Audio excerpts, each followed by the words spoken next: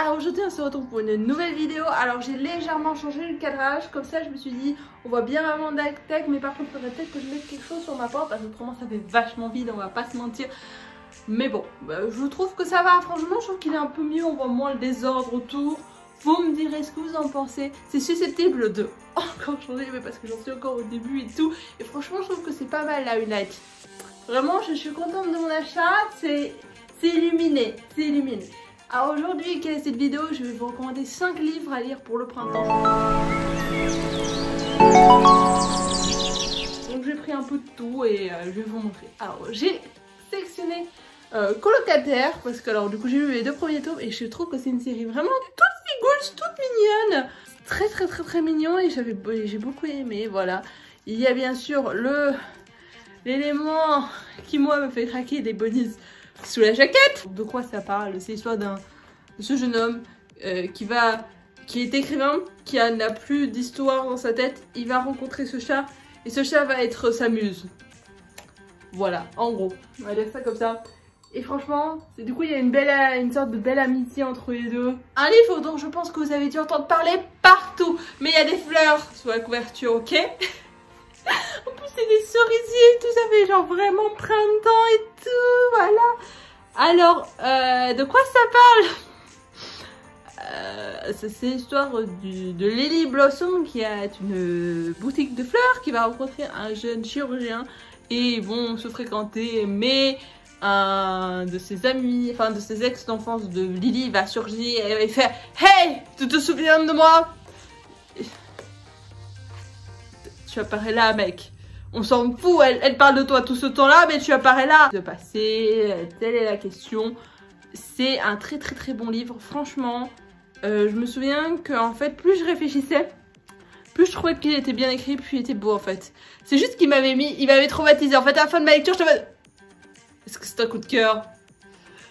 Oui, du coup, c'est pour ça aussi que je vous le propose, parce que j'ai vraiment bien aimé ma lecture.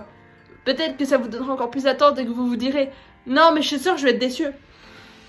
Des chances. Moi, je fonctionne comme ça. Et je partais du principe que j'allais être que j'allais à moitié de décevoir. Et non, entre peut-être pas forcément en rapport avec le printemps, mais je trouve que genre le renouveau, apprendre des choses, machin. Je trouve que c'est une bonne saison pour commencer. Sorcière de Mona Chollet, un essai. Du coup sur les femmes en fait, pourquoi elles étaient vues comme sorcières, qu'est-ce que ça voulait dire, par quel chemin on est venu pour ne plus être considérées comme des sorcières, etc. C'est hyper intéressant, ça fait maintenant je crois 2 ans que je l'ai lu. Et malgré ça j'en ai encore d'énormes souvenirs et de bons souvenirs, c'est ça qui est bien parce qu'en fait du coup j'avais prêté à ma mère. Il faudrait que je le relise du coup parce que ça fait un moment maintenant que je l'ai lu, mais j'avais adoré, ok. Et puis bon voilà, il est beau et puis il est un peu dans les roses pour le printemps, ça passe. Ensuite, un truc vraiment printemps là, on peut pas faire plus printemps là, je suis désolée, il y a des petites fleurs, il y a des petits dragons en forme de plantes et tout. La trilogie des dragons d'été, et voilà, ils sont magnifiques. Je vais vous montrer aussi un tome, comme ça vous voyez à quoi ça ressemble quand même. Vous voyez, c'est magnifique, c'est beau. De quoi ça parle? Alors, déjà, voilà. C'est l'histoire de plusieurs petites filles qui ont chacune un petit dragon de thé.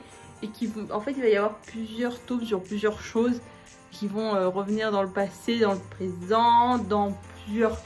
En fait dans tout l'univers des dragons de thé. Et j'ai jamais autant aimé une fantaisie que ça en fait. Ah, c'était trop bien, c'était hyper bien exploité, les personnages étaient incroyables. Genre ce que j'adorais c'était les petites fiches à la fin sur les dragons de thé. Mama, ça c'était magnifique. Et regardez comme il est beau, franchement c'est parfait non, pour le printemps, c'est parfait. Dernier livre que du coup je vais vous proposer pour le printemps, Amoureux. Alors ça a été un grand coup de cœur, un des premiers auxquels j'ai mis des post-it. Bon, les post-it sont déjà en train à moitié de se barrer, mais c'est pas grave, ils sont là, ok, ils sont beaux et c'est magnifique. Ah, je suis hyper contente parce qu'il est génial. Alors, de quoi ça parle? C'est plusieurs portraits sur plusieurs formes d'amour. C'est hyper beau, c'est à chaque fois on a une illustration avec un poème.